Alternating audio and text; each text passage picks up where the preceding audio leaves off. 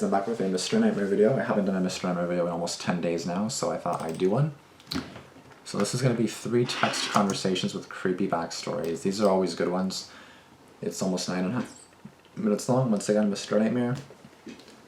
Like text horror stories are always kind of have you on edge, always kind of like, ooh, what's going to happen, you know? It's fun. So yeah, 3 text conversations with creepy backstories. So there's backstories to all of these, so let's go, guys. What I'm about to show you in this video are 3 different sets of texts that become much scarier when you hear the background stories behind them. Okay. In this first one, these are texts between a young girl named Emily and her mom. Emily sent me screenshots of these texts along with the background story to go with them.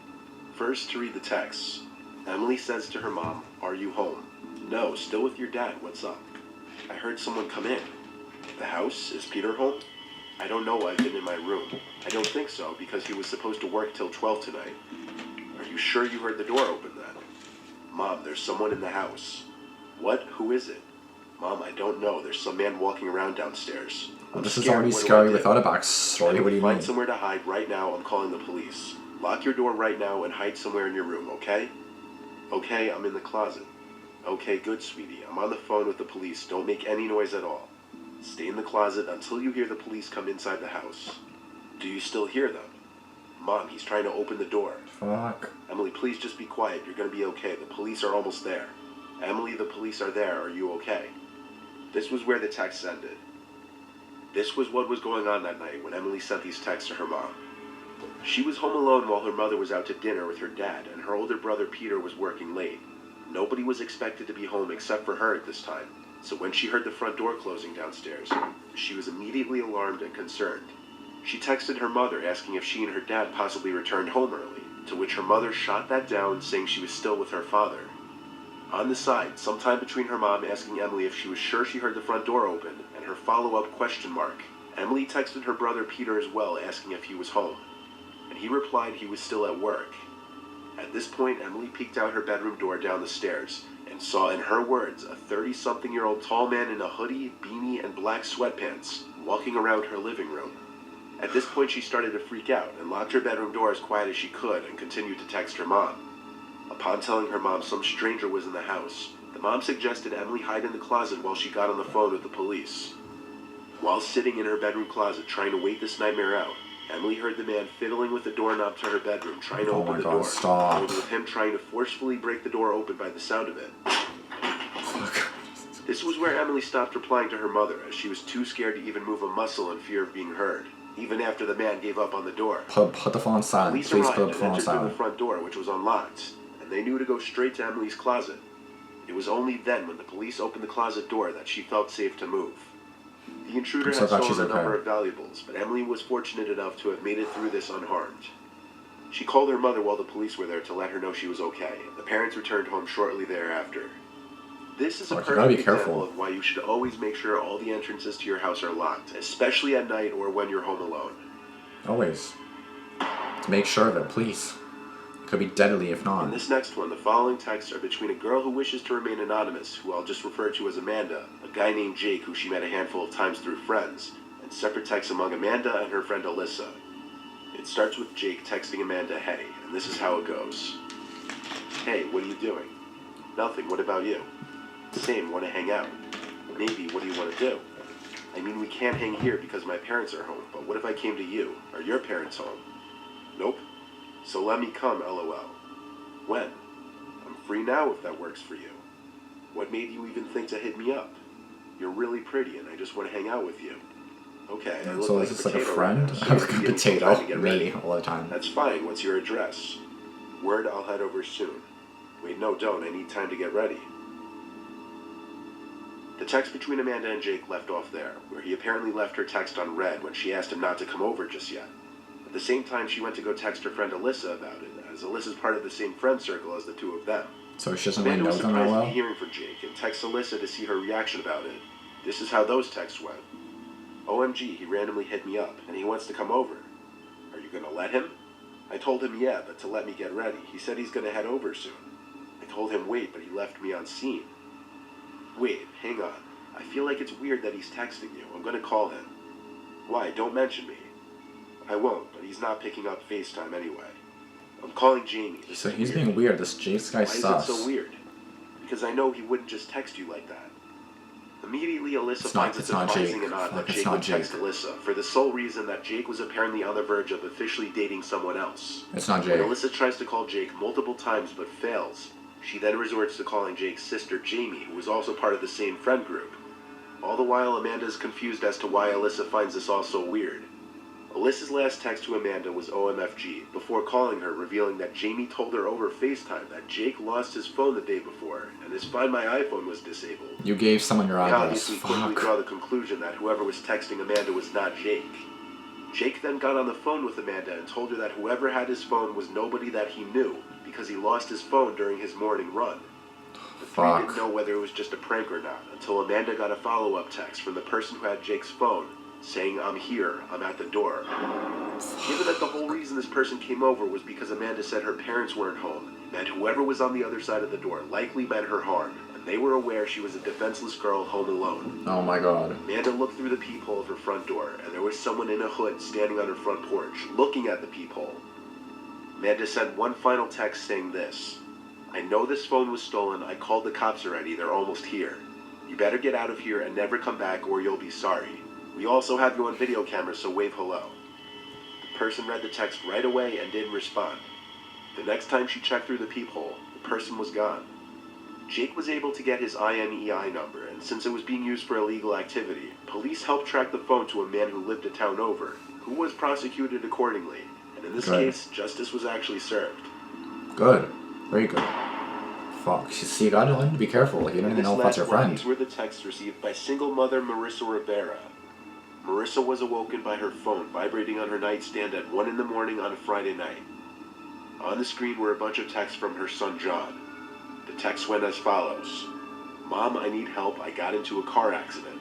Can you come pick me up? I think I injured my elbow. The damage is pretty bad. I don't know what to do. Please tell me you're joking. Are you okay? Yes, my elbow just hurts. Where are you? At the intersection of Robeson Street and Humphrey Lane by Longley Supply. Is Kevin with you? No, I'm alone.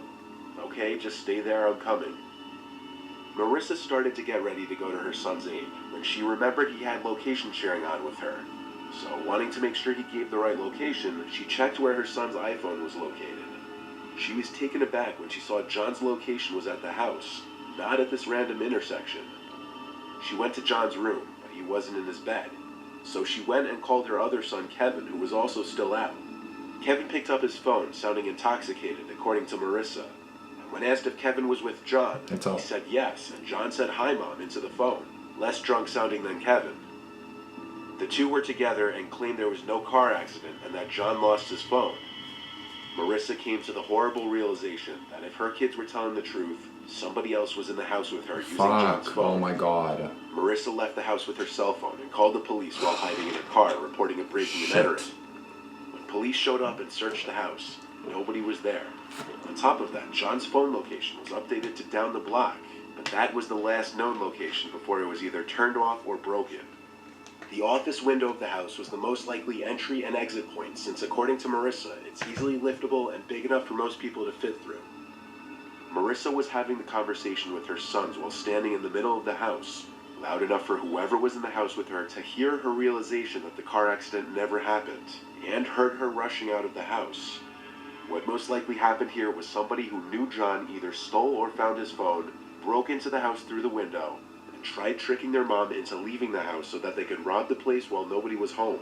That's insane. Thankfully, she called her other son and was able to realize it was some kind of setup, and she was able to get the police to the house.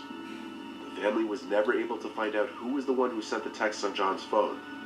Perhaps another story illustrating the importance of having a passcode on your phone to prevent a stranger or anybody else from having complete access to it.